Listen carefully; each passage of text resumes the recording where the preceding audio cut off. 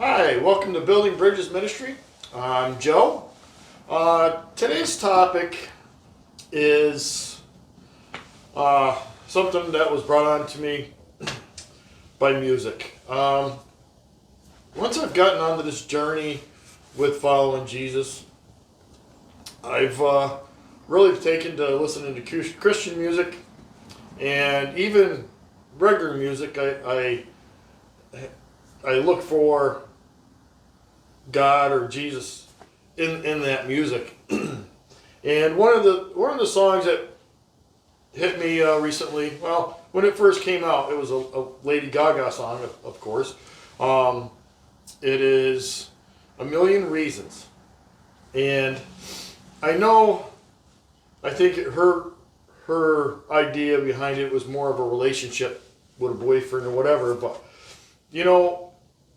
God has a million reasons to walk away from us, to not be in our lives, to throw us into the lake of fire, because that's what we all deserve, is the lake of fire.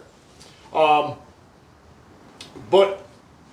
just like in her song, she states that there's one reason, all he needs is one reason to keep that relationship going with us. When I was coming up with this, I was thinking of the time Abraham questions God.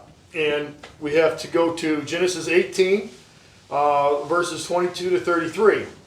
God is about ready to destroy Sodom and Gomorrah, and Abraham met with his angels and having this discussion with the Lord. So let's pick up 22 here. The other men turned and headed toward Sodom, but the Lord remained with Abraham. Abraham approached him and said, "Will you sweep away both the righteous and the wicked? Suppose you find 50 righteous people living there in the city. Will you still sweep it away and not spare it for their sakes?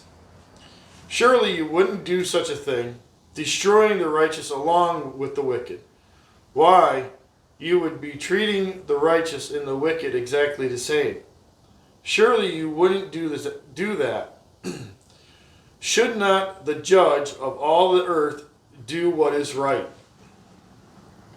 And the Lord replied, "If I find 50 righteous people in Sodom, I will spare the entire city for their sake." Then Abraham spoke again. "Since I have begun, let me speak further to my Lord, even though I am but dust and ashes. Suppose there are only 45 righteous people rather than 50. Will you destroy the whole city for lack of 5?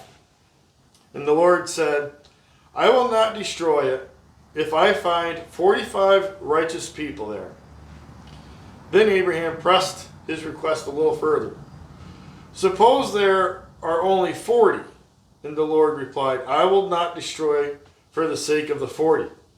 Please don't be angry, my Lord," Abraham pleaded. "Let me speak. Suppose only 30 righteous people are found." And the Lord replied, "I will not destroy it if I find 30. Then Abraham said, "Since I have dared to speak to the Lord, let me continue. Suppose there are only 20. And the Lord replied, "Then I will not destroy it for the sake of the 20. Finally Abraham said, "Lord, please don't be angry with me if I speak one more time. Suppose only 10 are found there." And the Lord replied, "Then I will not destroy it for the sake of the 10. When the Lord had finished his conversation with Abraham, he went on his way, and Abraham returned to his tent. Now, this shows a few things here. The boldness of Abraham. It also shows God why he chose Abraham to be a father of nations. Because Abraham was bold enough to ask God not to crush a city because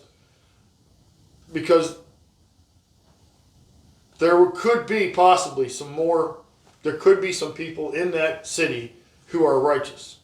And why should they be crushed and destroyed because of their fellow men?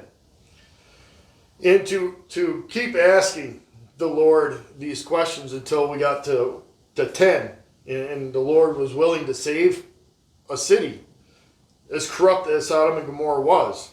If the Lord had found 10 people, he would have saved the whole city.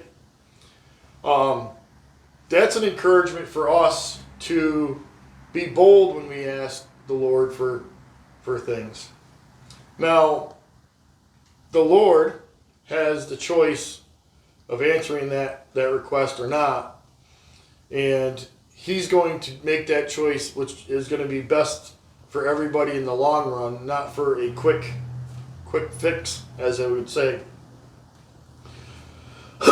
So, I go back to my original question of we give the Lord millions of reasons for him to walk away from us. And what we deserve is what happened to Sodom and Gomorrah, where it was destroyed. He wasn't able to find 10 people. The only people he saved was Lot and his family. And, it doesn't take very much for us to give God that reason to stick with us, to walk alongside of us. And really that one thing is to have faith in him and have faith in what his son sacrificed for us. To have the faith that Jesus died on a cross, got buried in the ground, and was able to come back alive after 3 days. And to hold on to that encouragement for us, even on our darkest days.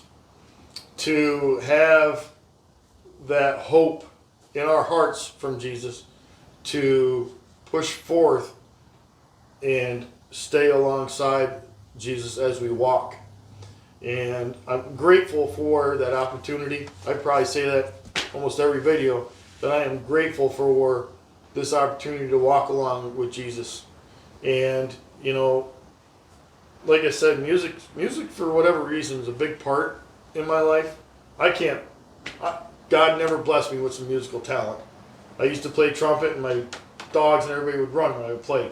But music, for whatever reason, really touches my heart in a way that I know when I hear my Christian song in my head, I know God is with me at that point. And it's a little encouragement for me. And I'm grateful for that communication, however way you want to call that. So, what I want to share today, what I want to give you words of encouragement for, is to make sure that we give God that one little reason to save us, to walk alongside of us, to come up alongside of us and say, all right, we're struggling. What do we got to do to get this square? Are you willing to step into the point in which we're ready to walk together? Or am I going to go to my tent and you're going to go to your tent? So let's walk along with Jesus in this world and keep communication up with him as much as we can. And thank you guys, and have a good day.